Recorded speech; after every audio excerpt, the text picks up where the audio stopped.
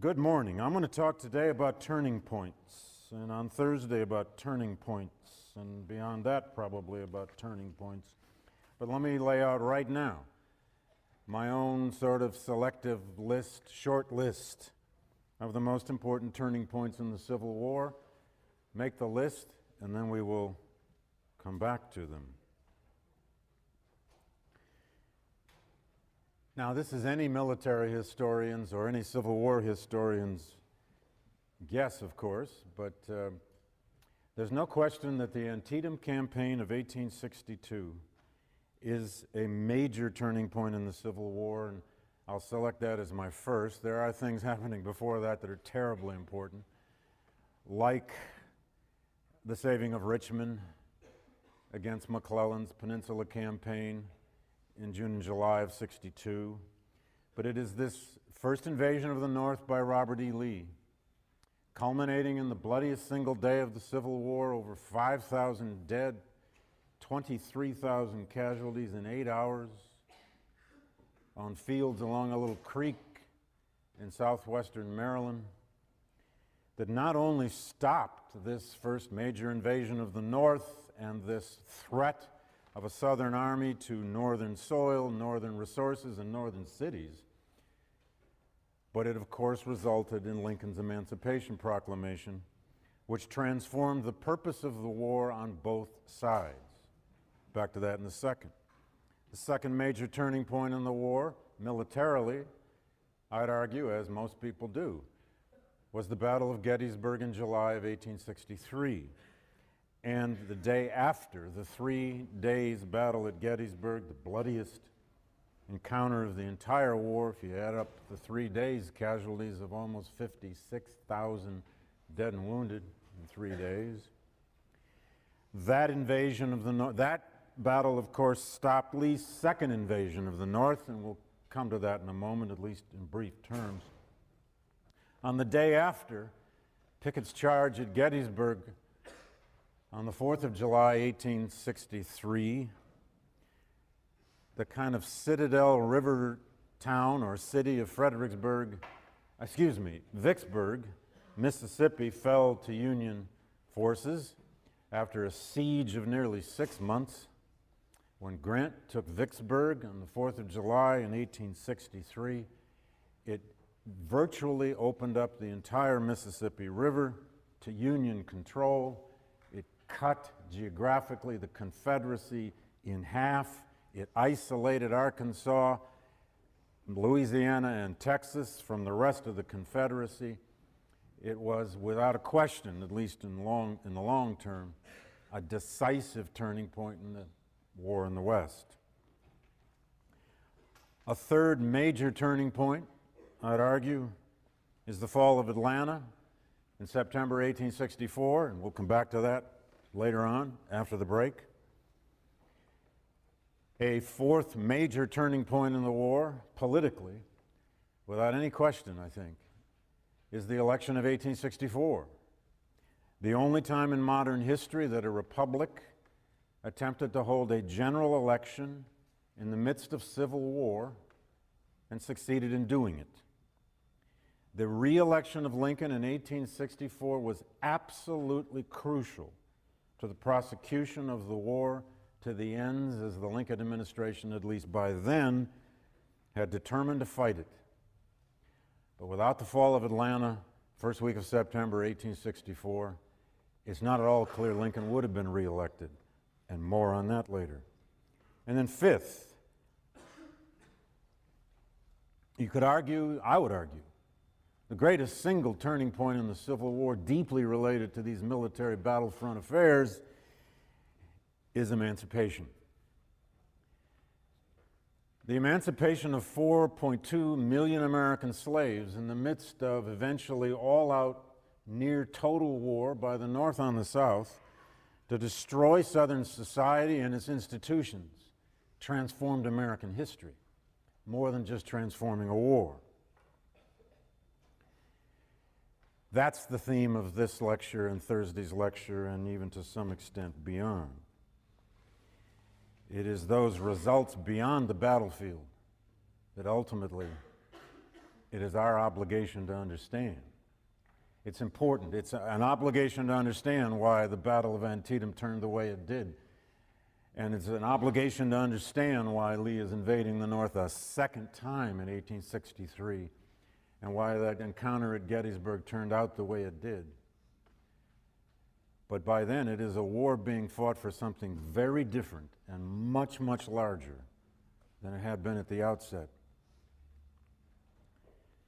One way into this story is a very simple quotation in one of those interviews held with former slaves in the WPA oral history narratives in the 1930s. These were the interviews, over 3,000 of them done with ex-slaves, many of them in their 80s, some even in their 90s.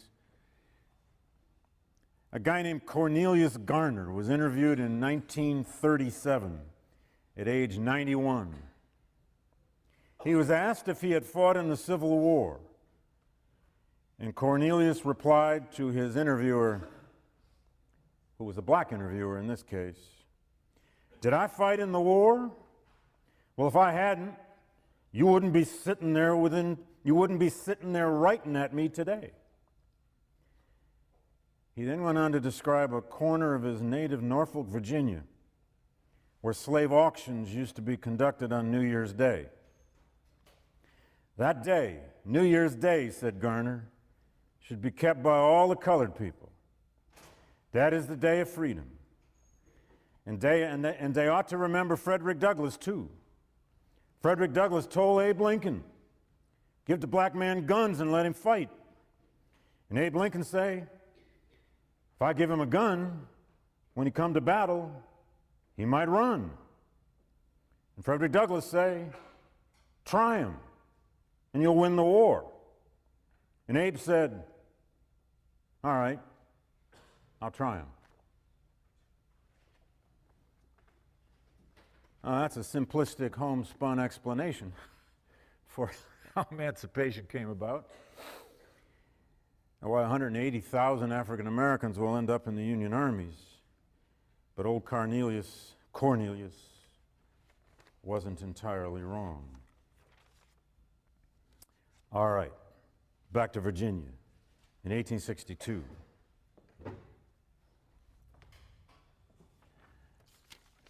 I'll put the outline back up if we need it.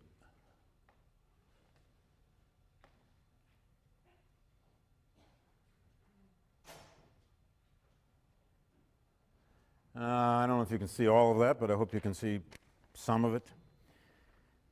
I left you with McClellan's army on the peninsula having been defeated. I thought I'd show you a couple magnificent Matthew Brady photographs. Photography, of course, had finally come into its own.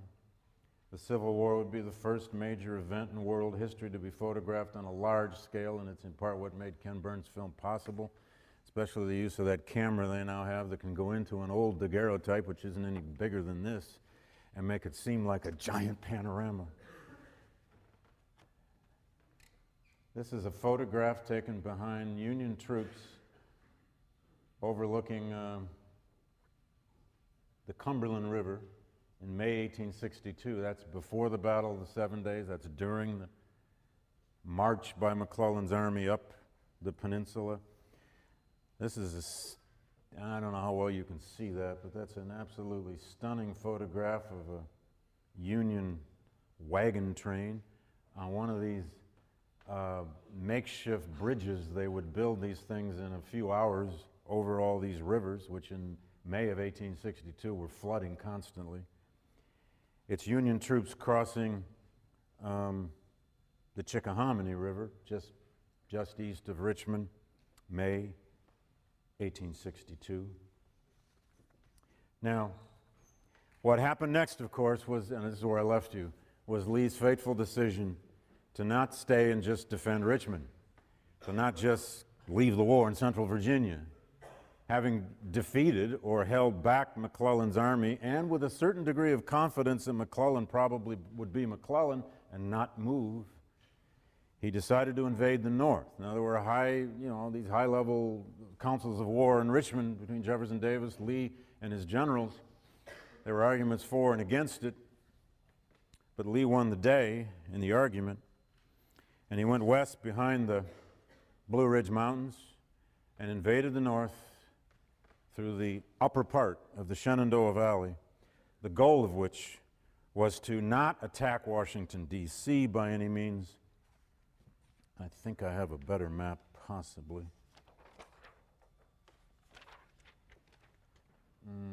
Yeah, maybe that helps a little better.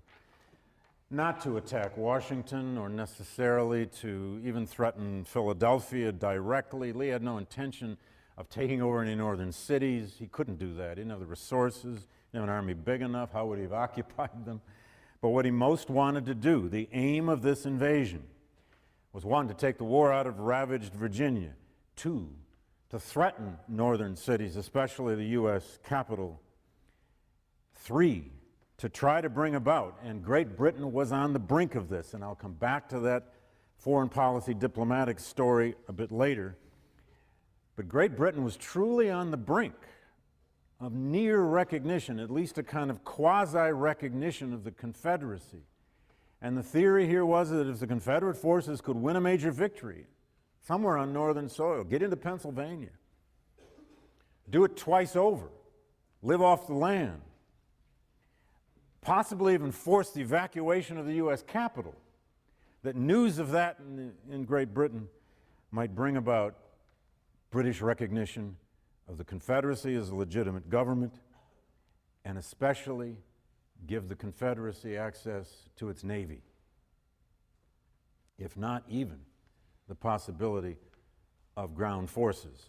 And by the way, a British force had already been sent to Canada in early 1862 for the possibility of intervention in the American Civil War.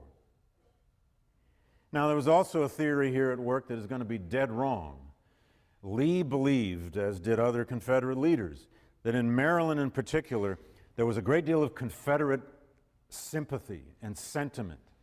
And a lot of young Maryland men, the theory was, eager to join the Confederate forces if they could just get out of Maryland. And that marching Confederate army was going to attract them. At least that was the theory. The problem was, when young men actually saw that Confederate army, they were appalled. Because that Confederate army that invaded across the Potomac River, they crossed the Potomac on September 4 and September 5th, 1862, was an army that had apparently remarkable, almost miraculous morale. They were winners. They had just defeated a Union army with McClellan's whole force still back on the peninsula. The 40 to 50,000 Union troops still guarding Washington, D.C. were decisively, horribly defeated in the Battle of Second Manassas the last 2 days of August, 29th and 30th of 1862. That Union army retreated once again, fought on the same fields as First Bull Run 13 months earlier, retreated into Washington, D.C. Washington, D.C. on September 1st, 1862 was like a giant field hospital. There were some 3,000 to 4,000 wounded Union soldiers all over the streets of Washington.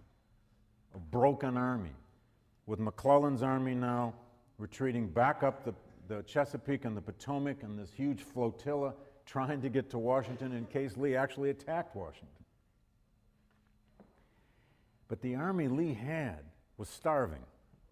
They weren't very well fed, and they weren't very well clad. Here's one description of a young Marylander who saw the Confederate army.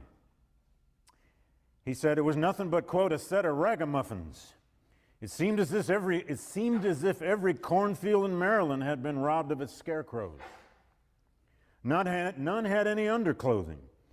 My costume consisted of a ragged pair of trousers," this guy apparently joined, "a stained, dirty jacket, an old slouch hat, the brim pinned up with a thorn, a begrimed blanket over my shoulder, a grease-smeared cotton haversack full of apples and corn, a cartridge box full, and a musket. I was barefooted. I had a stone bruise on each foot. There was no one there who would not have been run in by the police had he appeared on the streets of a normal city." There's plenty of testimony in the record that a lot of young Maryland men came out to see this now famous army of Robert E. Lee, took one look or one smell, as one put it, and went back to their farms. Lee will get almost no real recruits out of Maryland. What they will do in Maryland, however, is capture several hundred slaves and return them or take them to Virginia. They're going to do the same thing in 1863 in the Gettysburg Campaign on an even larger scale. Kidnapping was also part of the Confederate Army's job.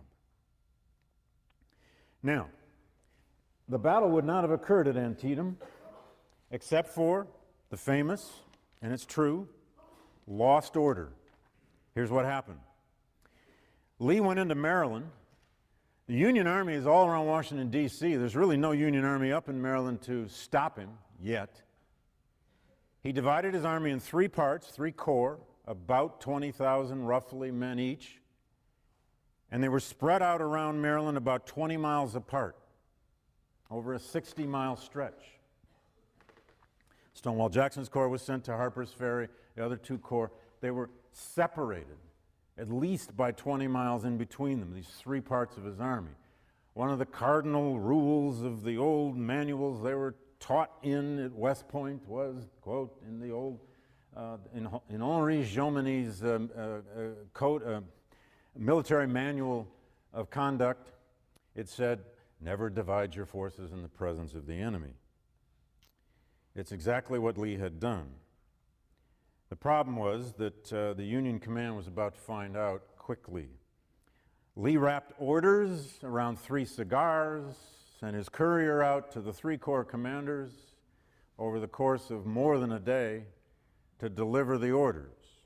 But the orders were lost, and they were found by a private in an Indiana regiment whose name was B.W. Mitchell, the 27th Indiana Volunteers to be exact, who picked up this bundle of 3 cigars with paper wrapped around it, and he read the orders, and at the bottom it said R.E. Lee, and he apparently said something like, I've heard of him. And Lee was already a kind of budding legend because of the 7 days and because of Second Manassas.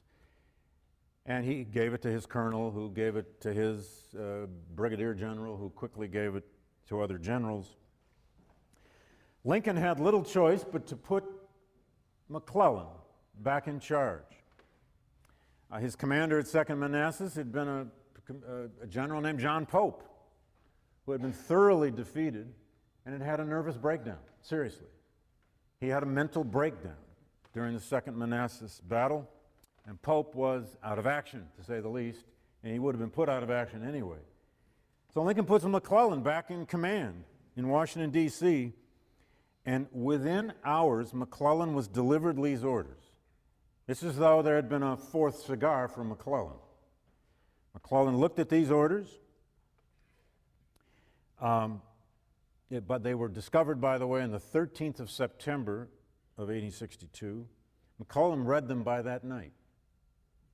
The orders were basically to have all parts of Lee's army concentrate, rather slowly, but concentrate toward the area of Sharpsburg, Maryland, which is right here along Antietam Creek. Sharpsburg is a little town, Antietam's a little river. But they were to congregate there within the next, 3 to 4 days. McClellan now has at his command about 90,000 troops.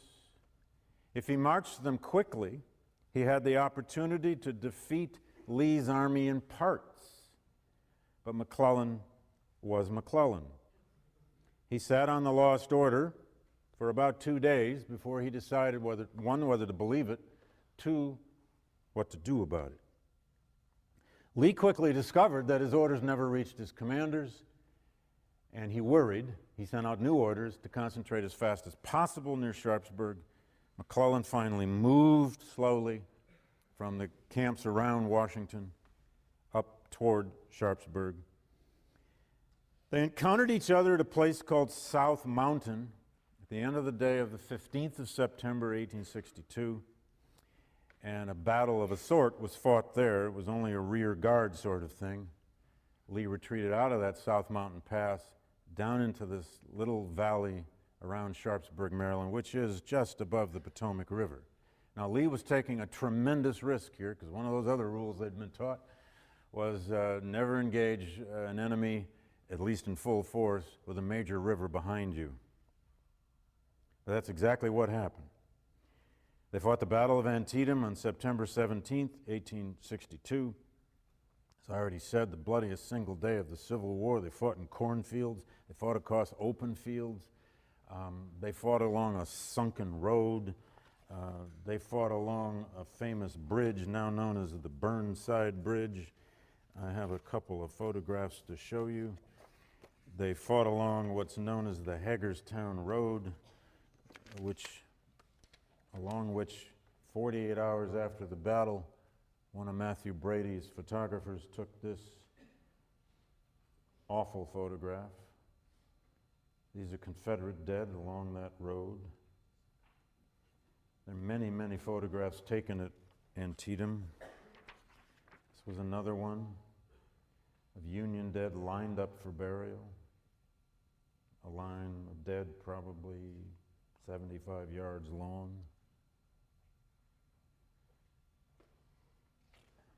Antietam was in no way necessarily a decisive or strategic victory for either side. I want you to see this photograph because of its irony. You've probably seen this one before. At the end of the day at Antietam, there were about 23,000 casualties on both sides, over 5,000 dead, and you may remember back on 9/11, in the immediate aftermath of 9/11, the estimates were over 5,000 dead at the World Trade Center, and people were comparing this to Antietam as the bloodiest day of sacrifice in American history. It turned out not to be the case. Nevertheless, what happened in the wake of Antietam was that Lee's invasion of the North had been stopped. Now, McClellan missed a tremendous opportunity to press the day. This has always been a debate among military historians, and you can read, oh God, hundreds of pages on this if you care to.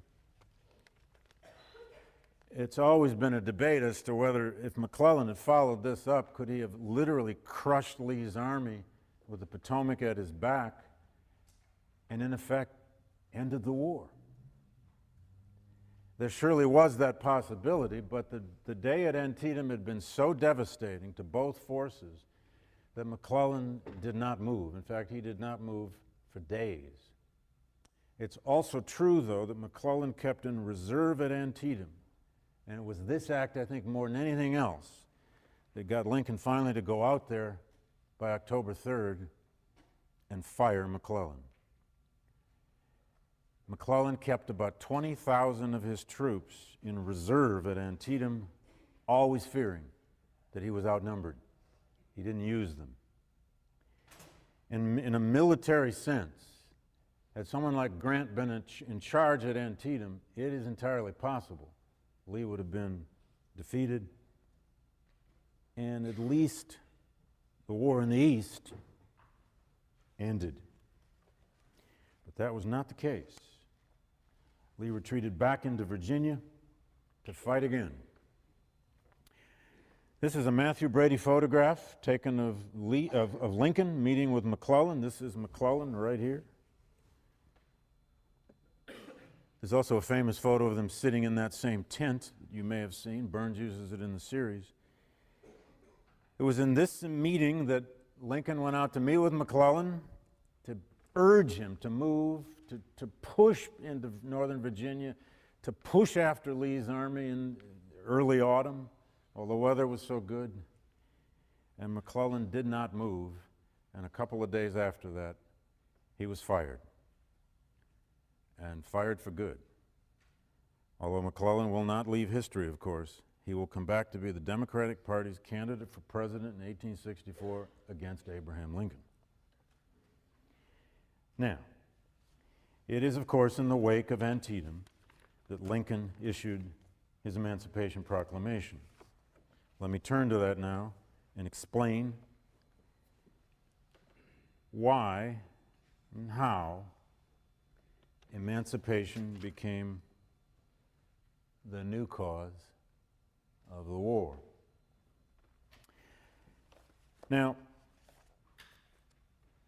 let's discuss Lincoln for a moment first.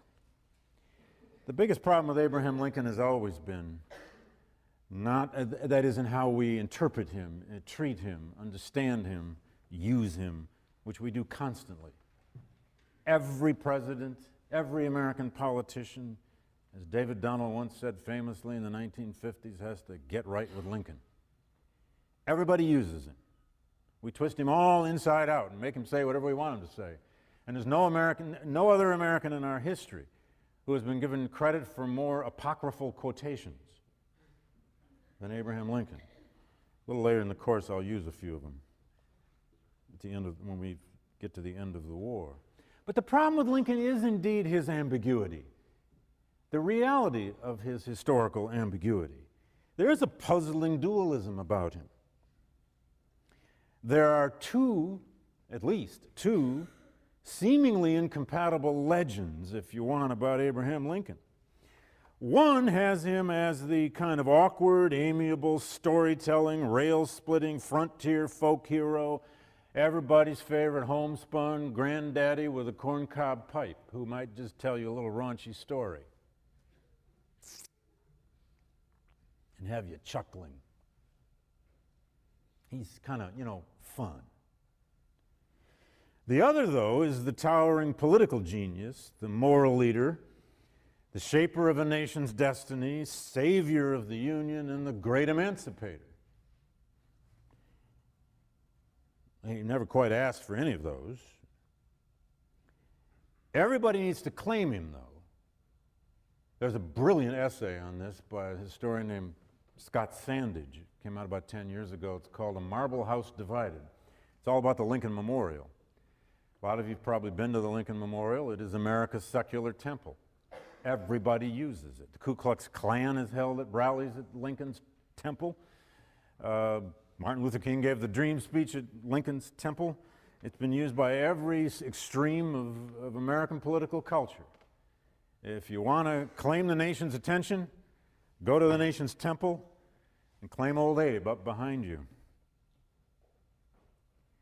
He was never very open about himself, never wrote an autobiography, didn't write many autobiographical sentences, as a matter of fact. Didn't live long enough to do that. He was never an abolitionist. He actually had a lot of personal contempt for radical abolitionists. He didn't like a lot of their arguments, and he didn't like their tactics and strategies. He was a genius with language. There's no question about that. We've never had a president who could use words, who could find the music of words like Lincoln.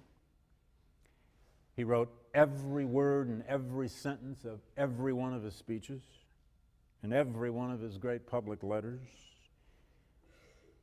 Jim McPherson even went so far as to write an article saying how Lincoln won the war with metaphors. I don't know whether a metaphor can win you a war. Strongest battalions might be a little more important in the end. Who knows? Is he the symbol, though, of the man who held back emancipation as a white supremacist? Or is he the symbol of the man who outgrew his prejudices and those of his time to become the emancipator? Or was he just a shrewd politician, kind of finding the middle ground and seeing how the wind was going to blow if he tried this, or if he threw up that balloon, or if he tried that?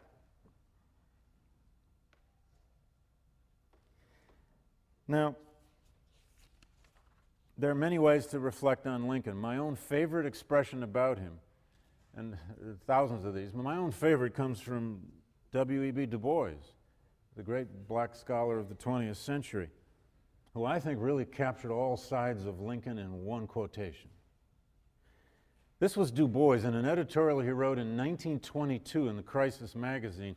He wrote it at the time of the unveiling of the Lincoln Memorial. He also wrote it at a time when he was fed up with all of the national honoring and celebration of Robert E. Lee. So it may have had that celebration of Lee, which disgusted Du Bois, may have had something to do with how he wrote this expression about Lincoln. But this was Du Bois on Lincoln. Quote, "I love him, not because he was perfect, but because he was not perfect, and yet triumphed. There was something left, so that at the crisis he was big enough to be inconsistent, cruel, merciful, peace-loving, a fighter, despising Negroes, and letting them fight and vote, protecting slavery and freeing slaves. He was a man, a big, inconsistent, brave man." I'd argue, my friends, that the most important thing you can grasp about Abraham Lincoln is that he had the capacity for growth. He was big enough to be inconsistent. Or as Emerson once put it, consistency is a hobgoblin with simple minds. Remember all that language about flip-flopping in the 2004 election? One of the candidates was alleged to have been a flip-flopper all the time. Well, if Abraham Lincoln hadn't been a flip-flopper, we wouldn't have had the Emancipation Proclamation. So here's to flip-flopping. Lincoln's early record on slavery is interesting. As early as 1837, he was one of only 2 representatives in the Illinois legislature to vote against a resolution declaring the right of slave ownership. He was 28 years old at that time. His 1 2-year term in the House of Representatives, during that term, which was the Mexican War, he found himself appalled at the slave trade in the District of Columbia. You could go visit slave auctions, as I've said before, I think 2-3 blocks down the street from the Capitol. He called that slave market, quote, "a sort of Negro livery stable where droves of Negroes are collected, temporarily kept, and finally taken to southern markets, precisely like droves of horses." He also said during that same term, "If the Negro is a man, why then my ancient faith teaches me that all men are created equal, and that there can be no moral right in connection with one man's making a slave of another." At the same time, Lincoln, though, was a Henry Clay Whig. He was a supporter of the Compromise of 1850. He believed in compensation to slave owners as a way, a hope of setting up some kind of gradual emancipation plan. And he believed, as Henry Clay had founded it, in this idea, at least he did for a while, this idea of colonization, of sending blacks either to Africa or to the Caribbean or to Central America. I don't have time to stop on those fabulous Lincoln-Douglas debates where you can find every extreme of Abraham Lincoln. I was once given an assignment in a junior seminar as an undergraduate. Old Fred Williams at Michigan State sent us to the Lincoln collected papers, and he said, "Your assignment is to come back with one passage demonstrating that Lincoln was anti-slavery and believed in emancipation, and come back with one passage showing that he was a white supremacist." And I'd grown up a Lincoln lover, and I thought, oh dear. That's like, you know, you've been raised in a certain religion and somebody says, go read the Bhagavad Gita, or, you know, read the Quran, or study Buddhism for a while. I did that too for a while. I didn't learn much, but... And sure enough, you can find all those extremes in the Lincoln-Douglas debates. We also know, of course, that he was a free soiler, and he's most famous in the South, of course, for that language of putting slavery on a course of ultimate extinction in the House Divided speech and elsewhere. But once the war came,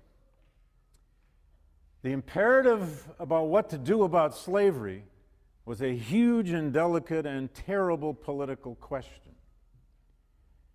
And this is the Lincoln that will be forever debated, and he'll be debated next year like it's never been debated, because it's the bicentennial of his birth next year, and as I've warned you, it will be raining Lincoln books, and you will have to dodge them. next year.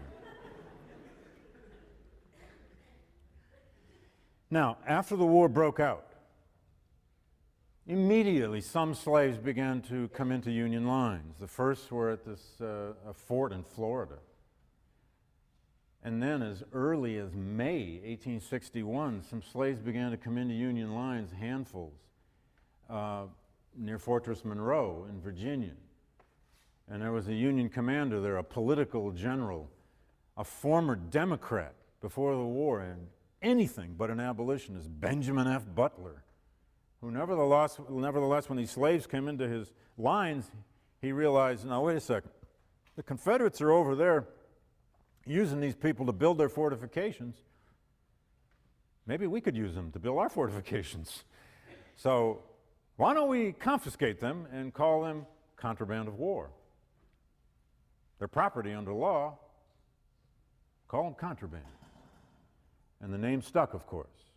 And that name will end up in poetry and song and even in a law or two. Contraband property. But at the outset of the war, in the summer of 61, fall, winter 61, 62, into the spring of 62, the first year of the war, the official policy of the Lincoln administration and of the Union forces across the land, the official policy, was called denial of asylum. It meant that any slave who escaped into Union lines, the officer in charge and command of that unit had the responsibility to return that slave to his owner if the owner, this was the impossible kicker, if the owner was loyal to the Union. If that owner was not loyal to the Union, or was in the Confederate Army or something, then yes, you could admit that slave to your lines as contraband of war. Now, of course, if this had only been a trickle of people here and there coming into Union lines, possibly this could be enforced. But it wasn't enforceable. How's that Union commander going to go out and figure out, hey, Mr. Enslaved person, is your owner loyal or disloyal to the Union? That slave is probably going to say, he's a Confederate, what do you think? Of course, most were. Now, Congress took the lead before Lincoln ever wrote an Emancipation Proclamation, although Lincoln was thinking about this and working on this all through that summer of 1862. Congress took the lead. Now, this was a Congress, remember, that is now dominated by the Republican Party. You got 11 southern states out of the Union. They don't have any senators, they don't have any members in the House of Representatives. This is a northern Republican majority, significant majority. Now, they're going to run into trouble in the fall congressional elections of 1862, and they're going to lose some of those seats because of what they're doing now. Congress took the lead. It passed an article of war in March of 1862, which said that fugitive slaves must be admitted to Union camps. It didn't say what their status would be. It didn't define anybody. It left their legal status vague. It just said any escaped slave must now be admitted. Now, the reason they did that is because this denial of asylum policy had caused chaos in a lot of Union units. Brief example. Remember this guy, Charles Brewster, whose letters I read from the other day, this guy from Massachusetts, whose letters I edited, and so on? Well, Charlie Brewster, this racist from Northampton, Massachusetts, 28 years old by now, nevertheless, in late fall of 1861, he took a runaway slave who was 17 years old and named David into his personal care. He made him his personal servant. This is after Brewster got his commission as an officer. He even wrote home to his sister several times, asking his sister to send stocking caps, socks, an old pair of pants. He even named the shirts that he wanted to put on his David. It was as though he was dressing him. And Brewster was determined never to send that kid back to slavery. But down came the orders by January, early February 1862 that all fugitive slaves within their camps must be returned to their owners if those owners came to the Union lines to retrieve them. And the fugitive named David had his owner waiting at the camp. There was a near mutiny in the 10th Massachusetts, which was Brewster's regiment, between those soldiers who wanted to protect these fugitive slaves and free them, in effect, and those who did not. And this went on in hundreds of regiments. Brewster was threatened with court-martial and being run out of the army if he didn't give back this fugitive slave. His compromise was that he took this young David out into the woods and he said, "Get out of here, run. I'll just tell him you ran away." And that's what he did. By that spring, Congress decided any fugitive slave who escapes the Union lines must be accepted. In April of 1862, Congress, on the 16th of April, and this was a very significant law, they passed abolition, the end of slavery in the District of Columbia. They gave $300 per slave in compensation to those owners of slaves in the district. The District of Columbia in 1862 had 3,100 slaves.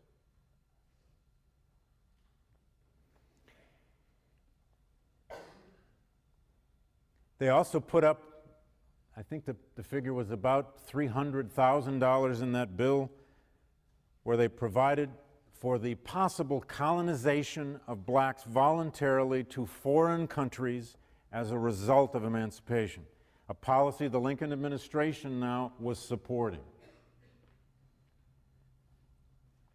Then third, in June of '62, Congress, by majority vote, sort of threw a great deal of American history on the dust heap, and they abolished slavery forever in the Western Territories. Arguably the single most important cause of the Civil War. Stroke of the pen, in June of '62, they ended slavery in spite of the Dred Scott decision. Now remember what the Dred Scott decision had said. Here was Congress passing a law in direct opposition to a Supreme Court decision.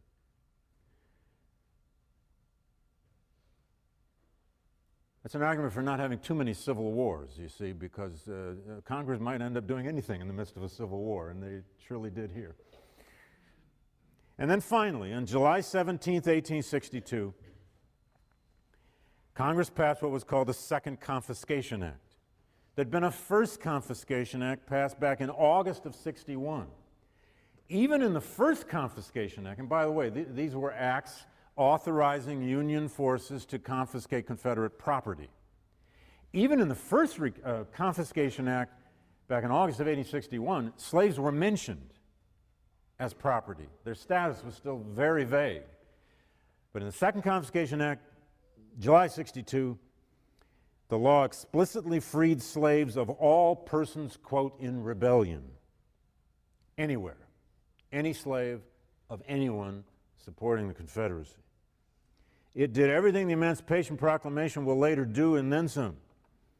It was in some ways more extensive because it included all parts of the South, including those border states that had not seceded from the Union. Now, with Congress already having done these things by July of '62, and by the way, this is all during the Peninsula Campaign down in Virginia. The Second Confiscation Act was passed in the immediate wake of the 7 Days Battle.